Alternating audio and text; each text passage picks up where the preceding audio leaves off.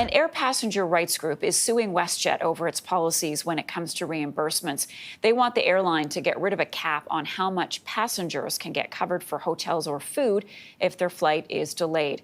Joining me now to discuss is John Gradek. He's a faculty lecturer at McGill University and the program coordinator at the Global Aviation Leadership Program. Good morning. Nice to see you. Nice to see you, Marcia. So let's begin at the beginning. What is the current cap? There is none.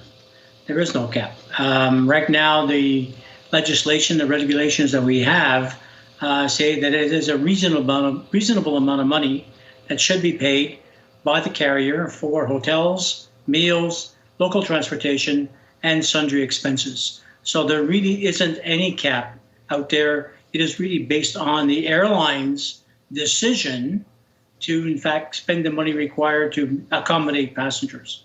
And what the lawsuit is talking about is capping it at $150 for a hotel stay per night. And yeah, in most cities, if you're going to Regina or Saskatoon or Prince George, that would be enough. But when you hit Vancouver, Toronto, Montreal, even Ottawa, nowhere near what you need to spend, and particularly international flights as well, nowhere near what you need to spend for a hotel night. Have other airlines faced lawsuits like this in the past, and how have they worked out? I don't think anybody has done that in Canada. I think Canadian carriers have worked literally with the law as it's generally stated.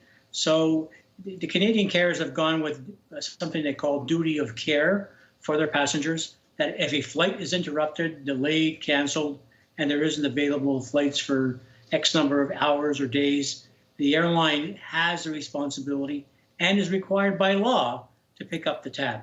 Now, the only time that you as a passenger can pick up the tab if there's a lack of communication and lack of response from the airline, then you pick up the tab and then you send the bill to the airline. And I think that's what the airline is objecting to, and that's what Dr. Lukash and his team are taking the airlines to court for putting that artificial cap on expenses. Well, it does seem rather ambiguous. Do you think it would be a good idea to have some sort of more structured approach to these reimbursement policies? No, I don't think so. I think that what we have right now is one that the airlines have to pay. And the airline's responsibility to search for accommodation and to supply accommodation to passengers as a result of their inability to carry the passengers on their scheduled flight.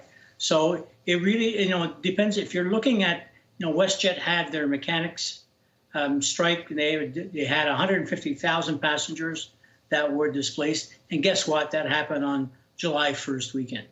Not a cheap hotel room to be found anywhere in Canada or the U.S. So I think what WestJet is looking at is trying to minimize its losses and to put a cap on those expenses. And that's to the detriment of passengers who travel on WestJet during peak holiday periods and whose flights get canceled.